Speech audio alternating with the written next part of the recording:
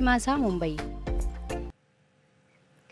आणि यानंतर आपण थेट जाऊयात शिवसेनेचे खासदार संजय राऊत सध्या बोलतायत. विरोधकांची स्ट्रॅटेजी ही असू नये खरं म्हणजे ना विधानसभेत असावी ना संसदेमध्ये असावी. खरं म्हणजे सरकारबरोबर हातात हात घालून काम करून राज्याचे आणि देशाचे प्रश्न, लोकांचे प्रश्न सुटावेत यासाठी खरं म्हणजे दोन्ही बाजूंनी सकारात्मक भूमिका घेऊन काम करणं हे लोकशाहीमध्ये, पार्लमेंटरी डेमोक्रेसीमध्ये महत्त्वाचं असतं. दुर्दैवाने गेल्या 7-8 वर्षापासून हे चित्र आपल्याला पाहायला मिळत नाही. म्हणजे विरोधी पक्ष आणि सत्ताधारी पक्ष हे जणू जन्माचे शत्रू आहेत. एकमेकांशी पराकुटीचं वैर आहे, महाभारत आहे कौरव पांडवांचं. अशा प्रकारे एकमेकांसमोर उभे ठाकलेले असतात. हे चित्र देशाच्या संसदीय लोकशाहीसाठी चांगलं नाही, एवढंच मी सांगेन. पण आमचा प्रयत्न राहील की अनेक मुद्द्यांवर, राष्ट्राच्या सुरक्षेच्या, आंतरराष्ट्रीय मुद्द्यावर जास्तीत जास्त एकमत करून सभागृहाचं कामकाज पुढे नेणं. आज सामनाचा सर अग्रलेख आहे. 24च्या निवडणुकीपूर्वी काही मुद्दे जिवंत केले जातील असं नक्कीच. अनेक मुद्दे जे असतात हे निवडणुकीच्या आधी जिवंत केले जातात. जसं हिजाबचा मुद्दा आला. असे अनेक मुद्दे असतात की जे अचानक येतात आणि निवडणुकीला एक वेगळा रंग द्यायचा प्रयत्न होतो. काश्मीरपासून पाकिस्तानपर्यंत अलीकडच्या काळात विकासापेक्षा धार्मिक मुद्द्यांवरच आपण भर देतो आहोत आणि निवडणुका त्यावरच लढवल्या जातात. आणि निवडणुका झाल्या की मग विकासावर बोलायला सुरुवात होते पुन्हा एकदा. 5 वर्षांनी परत त्या जुन्या मुद्द्यांवर आपण येतो. ही आता या देशाला सवय झालेली आहे. आणि लोकसुद्धा त्या गंगेत जशी प्रेतं वाहून गेली त्या प्रेताप्रमाणे वाहून जाताना दिसतात. हे देशासाठी चित्र चांगलं नाही. 4 राज्यातल्या निवडणुका भारतीय जनता पक्षाने जिंकलेल्या आहेत. एका राज्यात आप जिंकलेली आहे.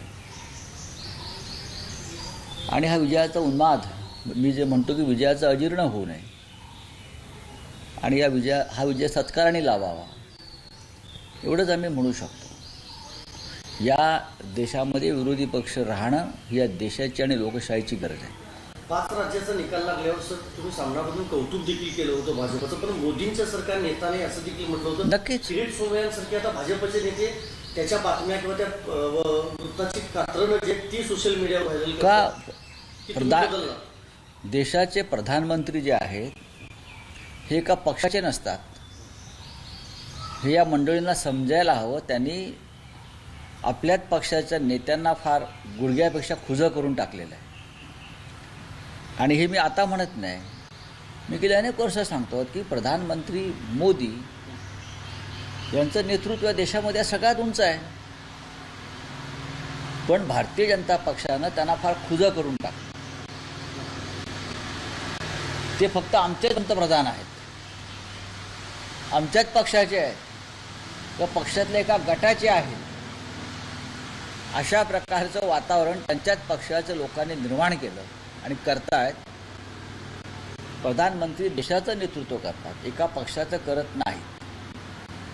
दुर्दैवानं प्रधानमंत्र्यांची गेल्या काही काळातली भाषणं जर पाहिली तर प्रधानमंत्र्यांनी सुद्धा या चक्रातून बाहेर पडलं पाहिजे आणि त्यांनी स्वतःला बजावलं पाहिजे की मी देशाचा नेता आहे. यामध्ये महाराष्ट्रातल्या नेत्यांचाही समावेश आहे. नक्कीच. सगळ्यात जास्त समावेश महाराष्ट्रातल्या नेत्यांचा आहे. आणि त्यांनाही कळलं पाहिजे की ते महाराष्ट्राचे सुद्धा नेते आहेत, महाराष्ट्रातले नेते. पण काही लोकांना मोठेपण मिळालं असेल तर ते मोठेपण टिकवता येत नाही, त्याची प्रतिष्ठा वाढवता येत नाही. पाहूया. गोव्याची निवडणूक तुम्ही जवळून पाहिली सर. आता तिथं प्रमोद सावंतांचं नेतृत्व विश्वजित राणे मान्य करत नाहीत. भाजपमध्ये एक नवा वाद सुरू झाला. भाजपमध्ये नाही, कोणी असलं तर तिकडे गोव्यामध्ये वादच होतो. गोव्यातल्या निवडणुका एखाद्या पक्षानं जिंकल्या याच्यात कोणीही टेंबा मिरवू नये. गोव्यातलं राजकारण हे कोणाच्या हातात राहत नाही. आमचे मित्र देवेंद्र फडणवीस हे गोव्याच्या विजयाचे शिल्पकार आहेत म्हणून त्यांचं भारतीय जनता पक्षाच्या कार्यालयात फार मोठं स्वागत झालं, ढोल वाजवले. त्यानंतर लेझिम वगैरे खेळताना आम्ही पाहिलं. विधानभवनात देवेंद्रजींचं मोठं स्वागत झालं आणि आम्हाला बघून तो आनंद वाटला की महाराष्ट्राचा नेता गोवा जिंकून आला. पण गोवा कोणाला जिंकता येत नाही. गोव्याचं राजकारण जे आहे हे फार विचित्र आहे. गोव्यामध्ये कधी पक्ष जिंकत नाही. गोव्यामध्ये फक्त व्यक्ती जिंकते आणि त्यातल्या काही व्यक्ती एकत्र येऊन सरकार बनवतात. जसं आपण पाहिलं असेल, पणजीमध्ये उत्पल पर्रिकरांचा पराभव झाला आणि त्यानंतर पर्रिकरांचा ज्याने पराभव केला ते बाबूश मॉन्सेरा यांनी सांगितलं की माझ्या विजयामध्ये भारतीय जनता पक्षाचा अजिबात सहभाग नाही. मी जिंकलो आहे. माझी पत्नीही तिच्या बळावर जिंकली आहे. विश्वजित राणे आणि त्यांच्या पत्नी या जरी भाजपच्या तिकिटावर जिंकल्या असल्या तरी त्यांना कोणत्याही पक्षाची गरज नाही जिंकण्यासाठी. असे अनेक लोक आहेत गोव्यामध्ये. लहान राज्य आहे, प्रत्येकाची ताकद आहे. त्याच्यामुळे गोव्यात आमच्यामुळे एखादा पक्ष जिंकला, मग काँग्रेस असेल, BJP असेल, आप असेल, असं कधीच होत नाही. गोव्यामध्ये पक्षापेक्षा त्या भागातल्या व्यक्तीचं महत्त्व असतं. अशा काही व्यक्तीचा एक झुंड एकत्र येते आणि ते सरकार बनवतात. पण विजयाचे शिल्पकार तुम्ही संबोधताय फडणवीसांना, त्यांनाच पोलिसांची नोटीस येते. काल पोलीस त्यांच्या घरी आले, पण भाजपनं राज्यभर आंदोलन. विजयाच्या शिल्पकाराला नोटीस येऊन असं कोणी म्हटलं? नोटीस आम्हाला येतात म्हणून आम्ही काय फार तमाशे केले नाहीत. केंद्रीय तपास यंत्रणा या महाराष्ट्रातल्या नेत्यांच्या बाबतीमध्ये अत्यंत सूडबुद्धीने आणि बदल्याच्या भावनेनं वागत आहेत. त्यांना टार्गेट्स दिलेले आहेत. महाराष्ट्रातले केंद्रीय तपास यंत्रणांना त्यांना टार्गेट्स दिले आहेत की हे तुमचे टार्गेट्स आहेत, तुम्ही या टार्गेट्सवर हल्ले करत राहा. त्यानुसार केंद्रीय तपास यंत्रणा काम करत आहेत. विरोधी पक्षातले टार्गेट्स आहेत मी त्यांच्या दृष्टीनं. या देशात असं कधी घडलं नव्हतं. शरद पवार हे टार्गेट आहे. शरद पवारांना बदनाम करायचं. काय दाऊदचा संबंध लावताय तुम्ही? कसले दाऊद? कोण दाऊद? आणि ही कालची पोरं, मी नावं घेत नाही कोणाची, तुम्ही घेताय, कोणी असेल, काल पक्षात आलेले लोक हे पवार साहेबांसारख्या व्यक्तीवर ज्या भाषेत बोलत आहेत, हे फडणवीसांना मान्य आहे का? हे प्रधानमंत्री नरेंद्र मोदींना मान्य आहे का? हे नितीन गडकरींना मान्य आहे का? आणि जर मान्य नसेल तर त्यांनी महाराष्ट्राचे पुढारी म्हणून पुढे येऊन याचं खंडन केलं पाहिजे, निषेध केला पाहिजे. राजकीय मतभेद तुमचे असू शकतात, पण ज्या पद्धतीची भाषा महाराष्ट्रामध्ये शरदरावांसारख्या उत्तुंग नेतृत्वाविषयी वापरली जाते. आणि आम्ही काय बोललो तर आम्ही पवारांचे चमचे. हो ठीक आहे ना, बोला तुम्ही, पण या महाराष्ट्रात लोकांचा सन्मान राहिला पाहिजे.